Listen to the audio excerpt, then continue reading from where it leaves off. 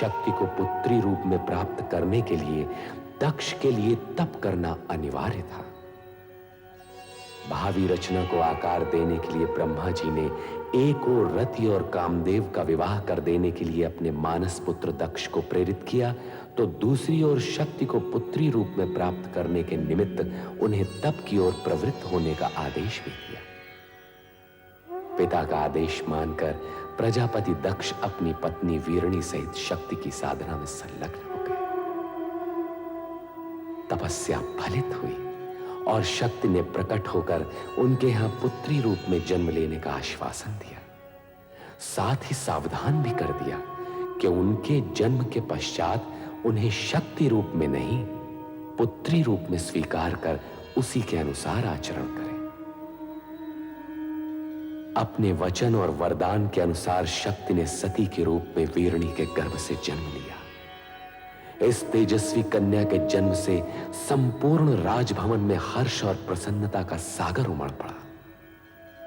त्रिकालदर्शी और तीनों लोकों में निरंतर भ्रमण करने वाले नारद नारायण का नाद करते हुए शक्ति स्वरूपा कन्या के दर्शन का लाभ लेने दक्ष के भवन में आ पहुंचे। नारद ने कन्या का नामकरण किया और उसे सती नाम से पुकारा। वीरणी ने वात्सल्य भाव से गदगद होकर अपनी नवजात कन्या को देखा। महारानी जी, हमारी सती कितनी तेजस्विनी दिखती है। मन करता है इसे देखते ही रहें। इसके सुंदर मुख से आंखें हटती ही नहीं।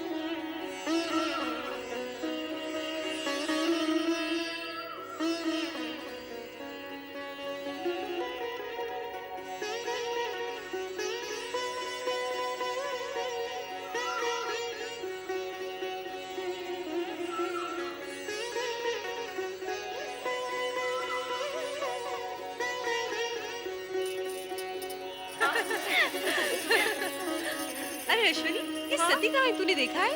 नहीं तो पता नहीं कहाँ खोई रहती है आजकल। आओ देखिए कहाँ है। चलो चलो चलो।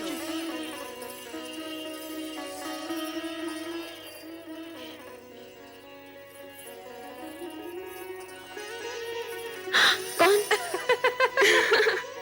यही तो हम सब पूछना चाहती हैं सती, कि कौन है वो जिसके ध्यान में तुम हर समय मग्न रहती हो? मैं स्वयं नहीं जानती रोहिणी। पता नहीं कौन है वो जिसके रूपाकार को देखने की उत्सुकता में मेरा मन सदा खोया रहता है। ये तो बहुत गंभीर समस्या है रोहिणी। सचमुच गंभीर समस्या है। अरे जब उस पुरुष का ही पता नहीं तो उसका रूपाकार कैसे दिखेगा? हाँ हाँ, अब तो पिताश्री दक्ष प्रजापति से निवेदन करना ही होगा कि हमारी सती का स्वयंवर रचा दें। सभी प्रकार के उत्तम पुरुष सती के सामने आकर खड़े हो जाएंगे।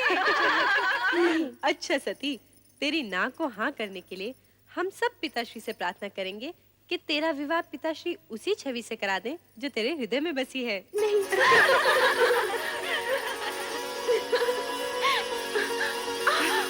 अरे सती, क्या हुआ? कहाँ भागे जा रही है? कहीं नहीं माते। अरे कहीं नहीं। सती, इतनी बड़ी हो गई फिर भी बचपना नहीं गया।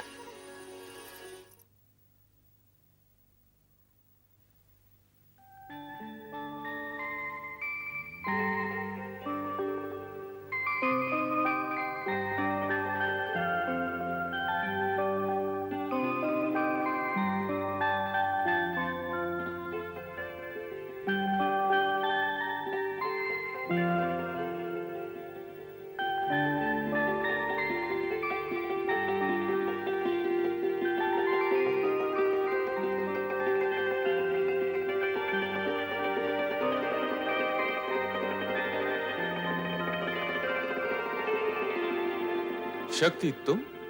शक्ति नहीं, मैं सती हूँ प्रभु।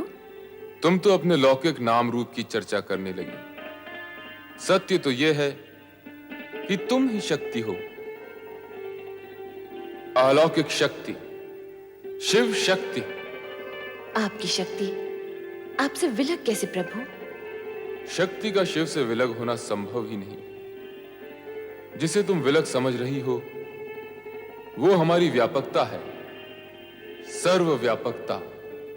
शिव कैलाश में और शक्ति सती रूप में पृथ्वी पर दक्ष के घर, ये कैसी व्यापकता है प्रभु? जगत में सत्य की प्रतिष्ठा के निमित्त इस व्यापकता की आवश्यकता है प्रिय। कारण कि सत्य से कल्याणकारी अर्थात शिव रूप जन्म लेता है। इसका ज्ञान मुझे है प्रभु कि सत्य ही शिव का आधार है। हाँ प्रिय, सत्य और शिव से पुनः सुंदर की उत्पत्ति होती है। कारण कि सत्य कभी अशिव अथवा असुंदर नहीं होता। प्रभु, ये ज्ञान भी मुझे है कि आपका सत्यम शिवम सुंदरम रूप ही जगत में व्याप्त है। इसका मूल आधार तो तुम ही हो देवी। मैं? यदि शक्ति न होती तो सत्य स्थिर न होता।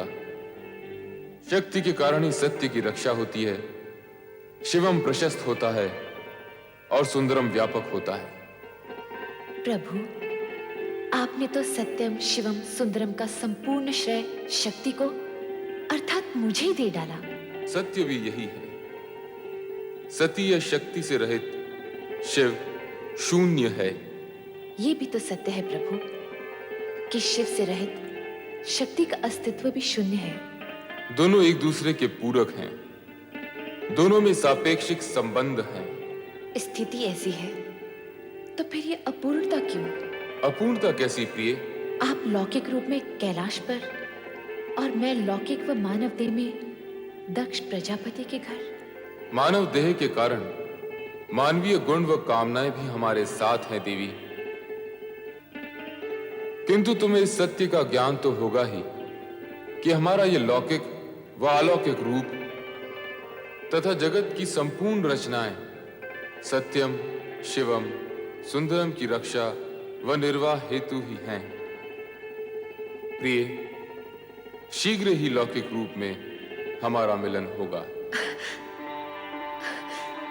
सत्यम शिवम सुंदरम की रक्षा हेतु? हाँ देवी, हमारे मिलन हेतु पंचाक्षरी मंत्र का जाप तुम्हारा आधार होगा। पंचाक्षरी मंत्र अर्थात ओम नमः शिवाय।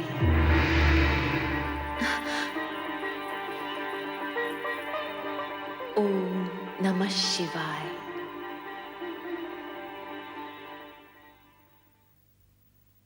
बेटी सती, सती उठो, प्रभात हो गया।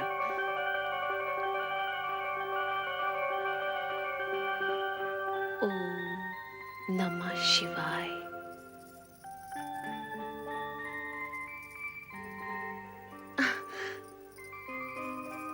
ओम नमः शिवाय, ये क्या है?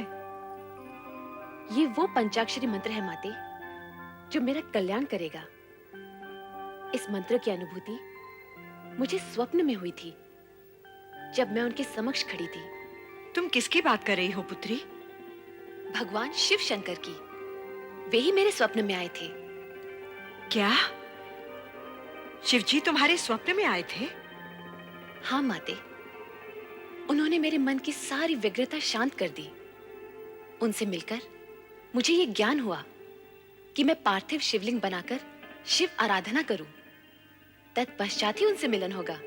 सती, सती तुम्हारी बात पर विश्वास। मेरी बात पर विश्वास करो माते, ये सत्य है।